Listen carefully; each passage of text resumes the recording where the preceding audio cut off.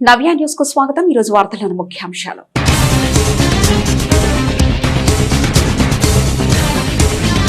గోవా పర్యటనలో కలెక్టర్ వినోద్ కుమార్ బృందం గోవాలోని తీర ప్రాంతాల సుందరీకరణ, వసతులు, ఆతిథ్యం తదితర వివరాల సేకరణ, ప్రభుత్వానికి నివేదిక.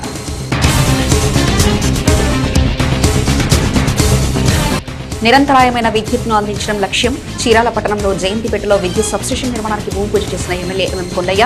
విద్యుత్ రంగానికి కూటమి సర్కార్ పెద్దపీట వేస్తుందన్న ఎమ్మెల్యే.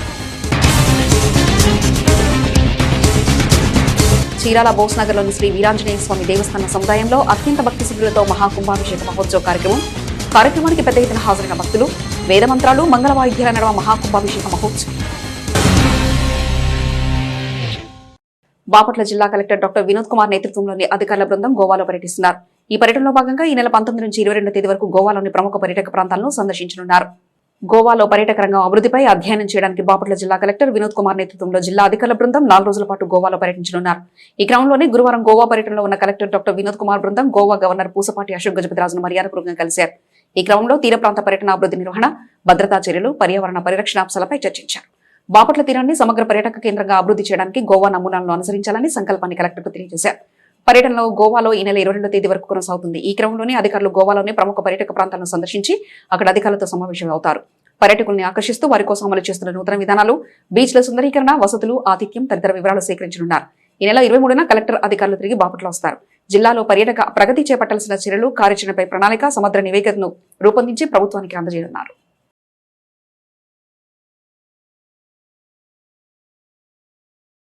చీరాల మున్సిపల్ పరిధిలోని జయంతిపేటలో చీరాల సబ్ డివిజన్ విద్యుత్ శాఖ ఆధ్వర్యంలో 4.5 కోట్లతో నూతనంగా నిర్మించనున్న 33/11 kV సబ్స్టేషన్ నిర్మాణ పనులకు బుధవారం చీరాల ఎమ్మెల్యే ఎంఎం కొండయ్య భూమి పూజ చేశారు. నూతనంగా నిర్మించనున్న విద్యుత్ సబ్స్టేషన్ తో చీరాల పట్టణంతో పాటుగా పరిసర ప్రాంతాల్లోని ప్రజలకు నిరంతరాయమైన నాణ్యమైన విద్యుత్తును అందించేందుకు గాను ఎంతగానో దోహదపడుతుందని చీరాల ఎమ్మెల్యే ఎంఎం కొండయ్య అన్నారు. బుధవారం చీరాల మున్సిపల్ పరిధిలోని జయంతిపేటలో చీరాల సబ్ డివిజన్ విద్యుత్ శాఖ ఆధ్వర్యంలో 4.5 కోట్లతో నూతనంగా నిర్మించనున్న 33/11 kV సబ్స్టేషన్ నిర్మాణ పనులను బుధవారం చీరాల ఎమ్మెల్యే ఎంఎం కొండయ్య భూమి పూజ చేశారు. ఈ సందర్భంగా మాట్లాడుతూ ఈ సబ్స్టేషన్ నిర్మాణంతో చీరాల పట్టణంలోని స్థానికంగా ఉన్న జయంతిపేటను మొదలుకొని హరిప్రసాద్ నగర్, వైటల్ నగర్, గాంధీనగర్, జయప్రకాష్ నగర్, దండుబాట, వైకుంఠపురం, స్వర్ణగేట్ తదితర ప్రాంతాల పరిధిలోని విద్యుత్ వినియోగదారులకు విద్యుత్ కోతలు, లో వోల్టేజ్ సమస్యకు శాశ్వతంగా పరిష్కారం లభించినట్లే అన్నారు. ఇప్పటివరకు ఈ ప్రాంత ప్రజలు ఓవర్లోడ్ కారణంగా విద్యుత్ కోతలతో ఇబ్బంది పడిన క్రమంలో విద్యుత్ సబ్స్టేషన్ కు అందుబాటులోకి వస్తే ఓవర్లోడ్ సమస్యకు సైతం చెక్ పడినట్లే అన్నారు.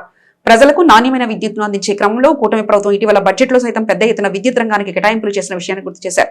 ఇక ఇదే క్రమంలో సోలార్ వినియోగంపై ప్రజలు దృష్టి సారించాలని ఎమ్మెల్యే కొండయ్య సూచించారు. 2 kW నుండి 3 kW సామర్థ్యం గల సోలార్ ప్యానెల్ పెట్టుకుంటే కేంద్ర ప్రభుత్వం 60,000 నుంచి 78,000 వరకు సబ్సిడీ ఇస్తుందన్నారు. సోలార్ ప్యానెల్స్ ద్వారా మన అవసరాల కన్నా ఎక్కువ విద్యుత్ ఉత్పత్తి అయితే ఆ విద్యుత్ ను ప్రభుత్వానికి అమ్ముకోవచ్చన్నారు. కార్యక్రమంలో జిల్లా విద్యుత్ శాఖ superintendent engineer Anjaneyulu, Chirala executive engineer John Thomas, Chirala deputy executive engineer Hariprasad, Chirala municipal chairman Minchala Sambasivarao తదితరులు పాల్గొన్నారు. అందరికీ నమస్కారాలు. ముఖ్యంగా పాత్రికేయ మిత్రులకు, ఎలక్ట్రిసిటీ డిపార్ట్మెంటు, అలాగే మున్సిపల్ చైర్మన్, వైస్ చైర్మన్, అలాగే మిగిలినటువంటి ఇక్కడ విచ్చేసినటువంటి పెద్దలందరికీ నమస్కారాలు.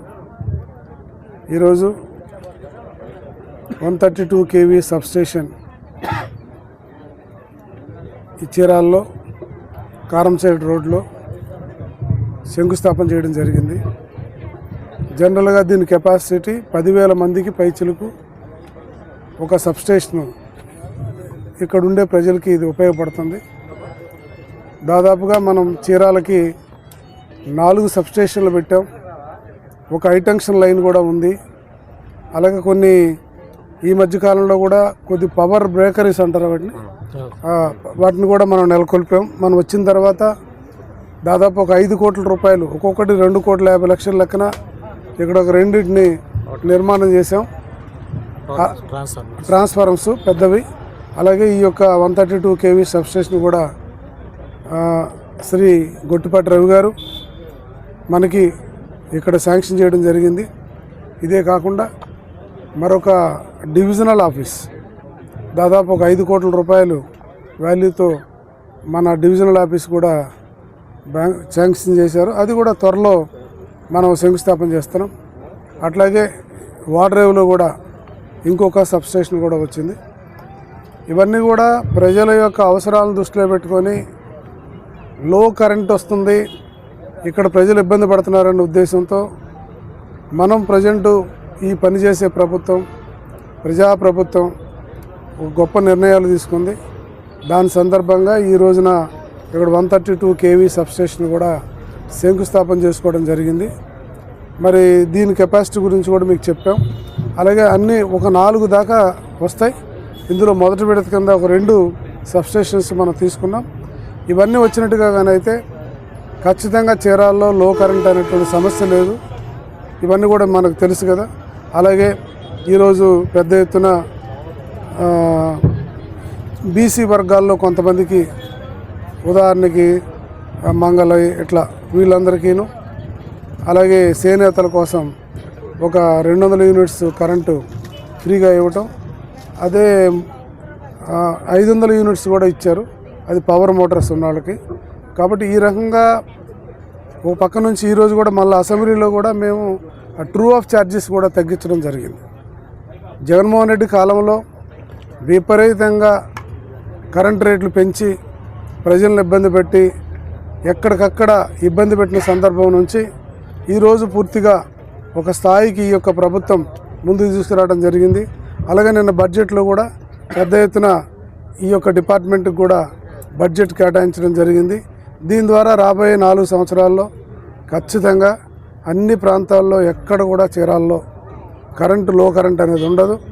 అందరికీ కూడా నాణ్యమైనటువంటి విద్యుత్తుని ఇచ్చే దశగా ఈరోజు కూటమి ప్రభుత్వం ఈ నిర్ణయం తీసుకోవడంది.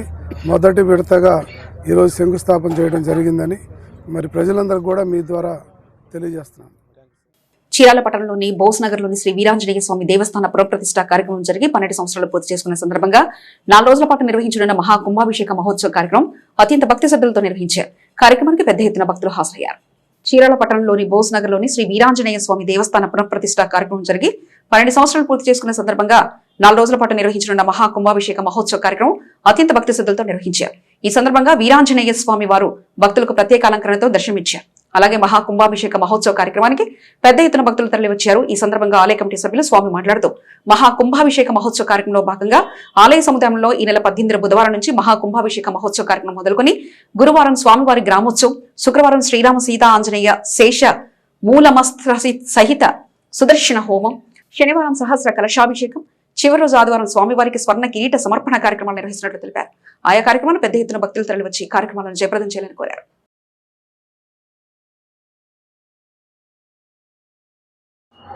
భక్త మహాశయులకు విజ్ఞప్తి. ఈ సంవత్సరం చీరాల బోస్ నగర్లోని వీరాంజనేయ స్వామివారి దేవస్థానం పునఃప్రతిష్ఠ జరిగి 12 సంవత్సరాలు గడుస్తున్నది. ఈ సందర్భంగా స్వామివారి మహాకుంభాభిషేక కార్యక్రమం జరుగుతున్నది. ఈ రోజు నుంచి 22వ తారీఖు ఆదివారం వరకు ఈ కార్యక్రమాలు అత్యంత వైభవంగా భక్తుల సహాయ సహకారాలతో కార్యక్రమాలు నిర్వహించుతున్నాము. ఈ కార్యక్రమంలో భాగంగా 4 రోజులు హోమము, చివరి రోజున మహాకుంభాభిషేకం పైన దేవస్థానం పైన విమాన గోపురానికి భక్తులచే అభిషేకం చేయబడును. ఈ సందర్భంగా భక్తులందరూ ఈ కార్యక్రమానికి ఇచ్చేసి ఈ కార్యక్రమాన్ని జయప్రదం చేయవలసిందిగా కోరుచున్నాం. ఈ కార్యక్రమాల్లో భాగంగా 21వ తారీఖున శనివారం రోజున సహస్ర కలశాభిషేకం 1008 కలశాలతో స్వామివారికి విశేషంగా అభిషేకం జరుగును. ఈ కార్యక్రమంలో మహిళా మనులందరూ పాల్గొని ఈ కార్యక్రమాన్ని జయప్రదం చేయవలసిందిగా కోరుచున్నాం. ఉదయం 8 గంటలకు స్వామివారికి స్వర్ణ కిరీట సంరక్షణ కార్యక్రమం కలదు. సువర్ణ దాతలచే ఈ కార్యక్రమాన్ని నిర్వహించబడును. కాబట్టి భక్తులందరూ ఈ కార్యక్రమంలో పాల్గొని స్వామివారి కృపకు పాత్రులు కాగలరని కోరుచున్నాం. భారతదేశ సంస్కృతి సాంప్రదాయాలకు నిలువుటద్దంగా నిలిచే తాళపత్ర గ్రంథాలు డిజిటలైజేషన్ చేయడంతో పాటుగా భవిష్యత్తు తరాలకు తెలియజేయడం తన సామాజిక బాధ్యతని నాడీ వైద్యులు డాక్టర్ శశిధర్ అన్నారు. గురువారం వేటపాలెం మండలంలోని కొత్తపేట సనాతన జీవన ట్రస్ట్ కార్యాలయంలో ఆయన విలేకరులతో మాట్లాడారు. భారతదేశంలోని సంస్కృతి సాంప్రదాయాలు, ప్రాచీన తాళపత్ర గ్రంథాల్లోని పురాతన చారిత్రక అంశాలను భద్రపరచడం ద్వారా భవిష్యత్తు తరాలకు మన సంస్కృతి సాంప్రదాయాలు తెలియజేయడంతో పాటుగా సనాతన జ్ఞానాన్ని సైతం భద్రపరిచిన వారవుతామని ప్రముఖ నాడీ వైద్యులు శశిధర్ అన్నారు. గురువారం వేటపాలెం మండలం కొత్తపేటలోని సనాతన జీవన్ ట్రస్ట్ లో ఏర్పాటు చేసిన విలేకరుల సమావేశంలో నాడీ వైద్యులు శశిధర్ మాట్లాడారు. వారసత్వ సంపదగా వస్తున్న తాళపత్ర గ్రంథాలను భద్రపరచాలనే ఆలోచన తనకు తట్టిన వెంటనే జర్మనీ నుండి తెప్పించుకున్న ప్రత్యేక స్కరణల ద్వారా ఇప్పటి వరకు ఎంతో చరిత్ర కలిగినటువంటి వేటపాలెం సరస్వత నికేతన్ గ్రంథాలయంలోని అనేక తాడిపత్ర గ్రంథాలను అలాగే తిరుమల తిరుపతిలోని తాళ్లపత్ర గ్రంథాలను చేసినట్లుగా తెలిపారు. ఇదే క్రమంలో తాళ్లపత్ర గ్రంథాలకు సైతం ప్రత్యేక సహజసిద్ధమైన రసాయనాల ద్వారా అవి మరింత భద్రంగా ఉండేలా చర్యలు చేపట్టినట్లు తెలిపారు. అతి కొద్ది కాలంలోనే 10 లక్షలకు పైగా తాళపత్ర గ్రంథాలను డిజిటలైజేషన్ చేసినట్లు ఆయన స్పష్టం చేశారు. ఇదే క్రమంలో మరో 2 లక్షలకు పైగా కాగితపు రాతపత్రులను పరీక్షించామన్నారు. ఈ ప్రక్రియను పరిశీలించేందుకు గాను NMM director professor Anirban Das స్వయంగా సందర్శించి తాళపత్రాలను భద్రపరిచే ప్రక్రియను క్షుణ్ణంగా పరిశీలించారన్నారు. ఇక ప్రస్తుతం భారత ప్రధాని నరేంద్ర మోదీ పురాతన రాతపత్రుల సంరక్షణ కోసం జ్ఞాన భారతం అనే మిషన్ ను ప్రారంభించారని, భారత సాంస్కృతిక మందితో శాఖ ఆధ్వర్యంలో దేశమంతా పురాతన రాతపత్రుల సంరక్షణ కార్యక్రమాలు జ్ఞాన భారత్ మిషన్ ప్రారంభించిందని, కార్యక్రమంలో భాగంగా మొదటిగా 20 సంవత్సరాల్లో ఒప్పందం కుదుర్చుకున్నామన్నారు. మొదటి ఒప్పందాలను దక్షిణ భారతదేశం నుండి సనాతన జీవన్ ట్రస్ట్ ను ఎంపిక చేయడం సంతోషంగా ఉందన్నారు. దేశ ప్రధాని నరేంద్ర మోదీ 10 మిలియన్ రాతపత్రులను పరీక్షించాలని ఉద్దేశించారన్నారు. ఈ ఆశయాలకు అనుగుణంగా సనాతన జీవన్ ట్రస్ట్ పనిచేయడానికి సిద్ధంగా ఉందన్నారు. ఇదే క్రమంలో ప్రజల దగ్గర సైతం తాళపత్ర గ్రంథాలు గాని లేదా రాతపత్రులు గాని ఉంటే వాటిని డిజిటలైజేషన్ చేయడానికి సనాతన జీవన సిద్ధంగా ఉందన్నారు. మరోవైపు త్వరలోనే పురాతన తాళపత్రాలను భద్రపరచడం, తాళపత్రాల్లోని లిపులను అర్థం చేసుకోవడం కోసం 3 రోజుల పాటు అవగాహన సదస్సును సైతం కేంద్ర ప్రభుత్వ సహకారంతో ఏర్పాటు చేయనున్నట్లు ఆయన తెలిపారు. నమస్కారం అండి. సనాతన జీవన్ ట్రస్ట్ ద్వారా ఈ పురాతనమైన తాళపత్ర గ్రంథాలని శుభ్రం చేయటం, అలాగే డిజిటల్ కాపీ రెడీ చేస్తున్నాను. ఎందుకంటే దాన్ని చదవాలంటే కనుక ఈ డైరెక్ట్గా చదవటం కానీ డిజిటల్ కాపీ ద్వారా చదవటం చాలా తేలికైంది. అలాగే దాన్ని ఈ ట్రాన్స్లేషన్ చేయటం కూడా సాధ్యపడుతుంది.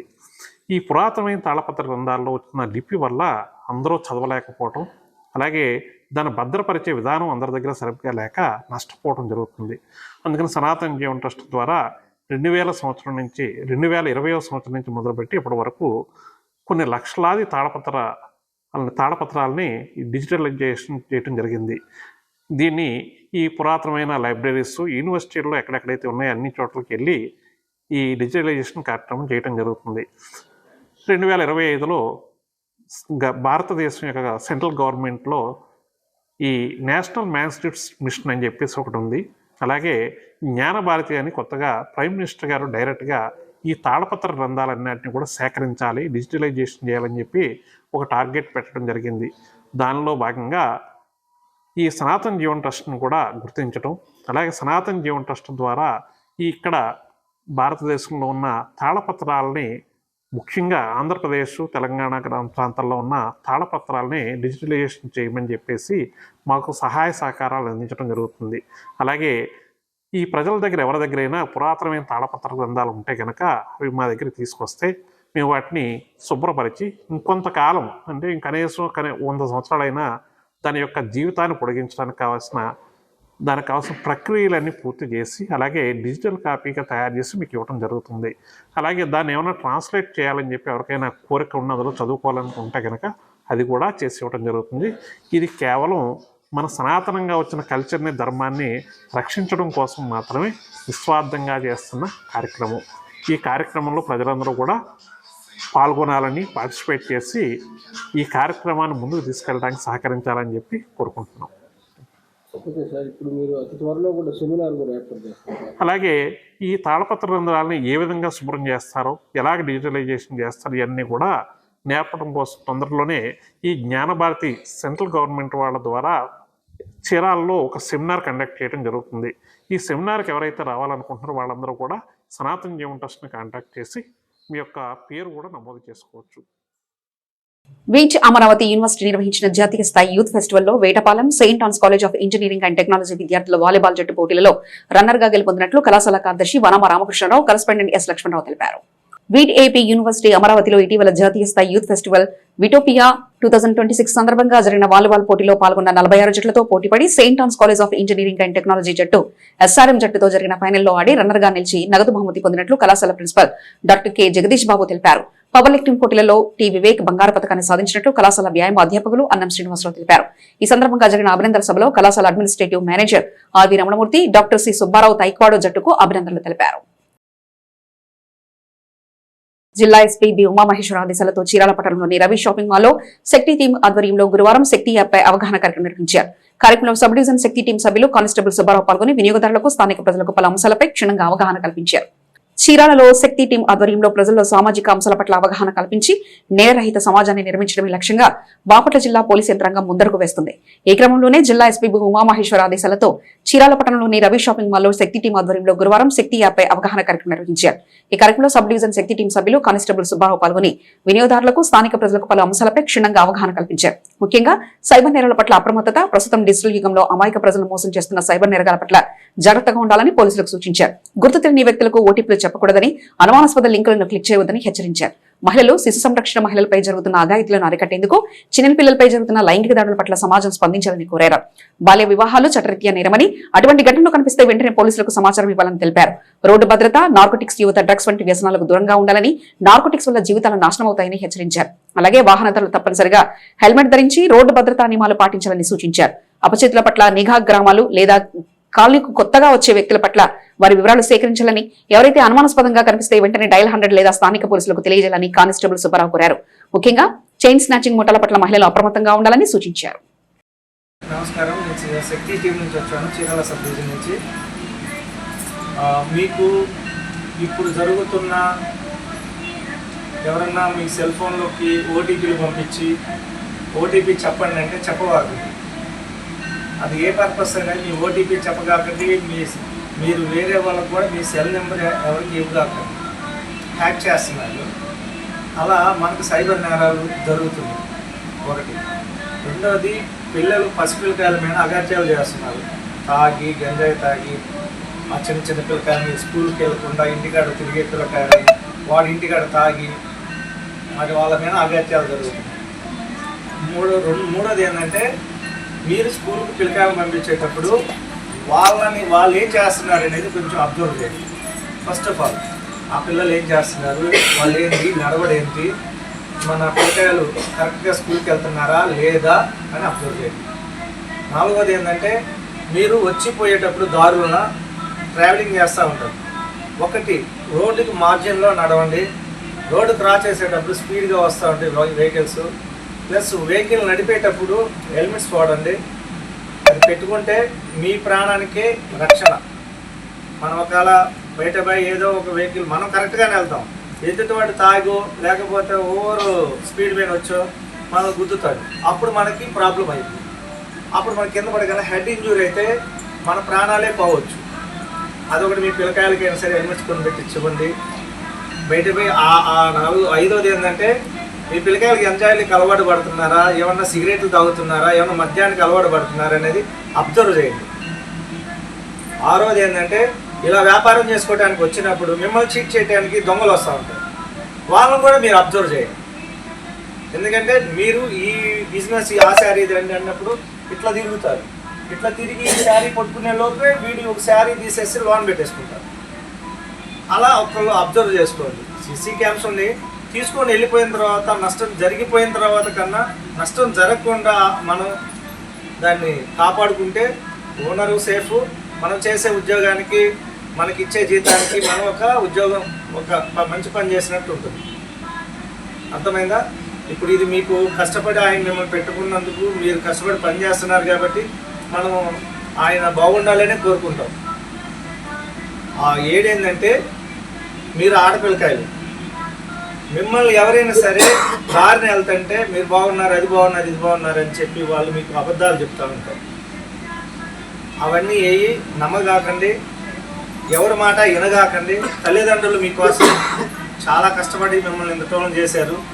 వాళ్ళ రుణం మనం తీర్చుకోలేము. వాళ్ళ రుణం తీర్చుకోవటమే కాదు, మన ఈ జన్మలో వాళ్ళకి రుణం తీర్చలేము ఎప్పటికీ.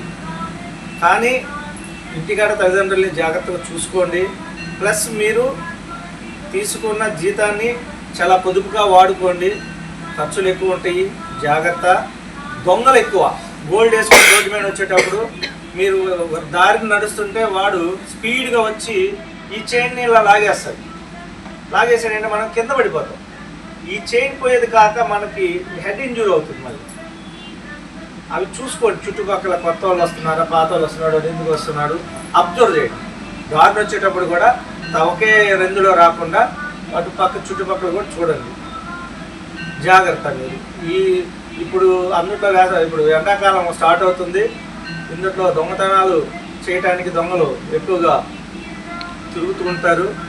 1-2 సార్లు మీ ఏరియాలో కొత్తోడు తగిలితే పోలీసు వారికి ఫోన్ చేయండి. SOS కాల్ మీకు ఎక్కించాను కదా, మీ అందరికి ఎక్కించాను కదా, నోట్తో చెప్పండి, ఎక్కించాను కదా.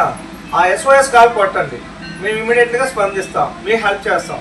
పక్కా మేమే మీ కాడికి వస్తాం, ఇబ్బంది ఏం లేదు.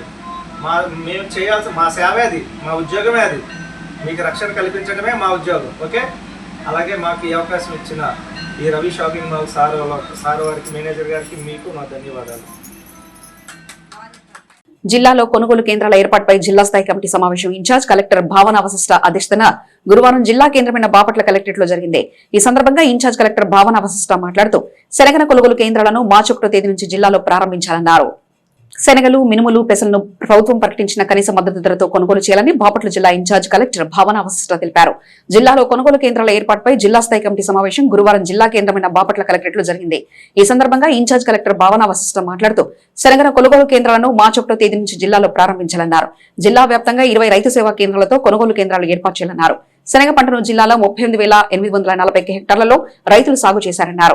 35,901 హెక్టార్లో శనగ పంటను ఈ క్రాప్ నమోదు చేసినట్లు వివరించారు. వాటి ఆధారంగా జిల్లా వ్యాప్తంగా 73,860 మెట్రిక్ టన్నుల శనగ పంట దిగుబడి వస్తుందని అంచనా వేశామన్నారు. 1 క్వింటా శనగలకు 5,875 కనీస మద్దతు ధరను ప్రభుత్వం ప్రకటించిందన్నారు.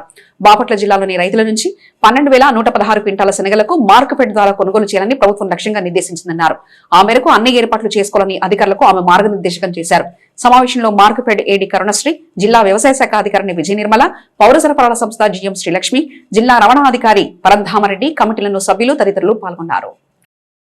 నవ్యాన్ని ముగించే ముందు ముఖ్యాంశాలు మరోసారి.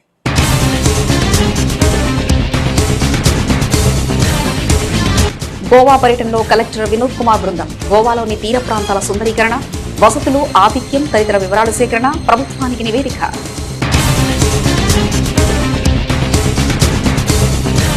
నిరంతరాయమైన విద్యుత్ను అందించడం లక్ష్యం. చీరాల పట్టణంలో జయంతిపేటలో విద్యుత్ సబ్స్టేషన్ నిర్మాణానికి భూమి పూజ చేసిన ఎమ్మెల్యే ఎంఎం కొండయ్య.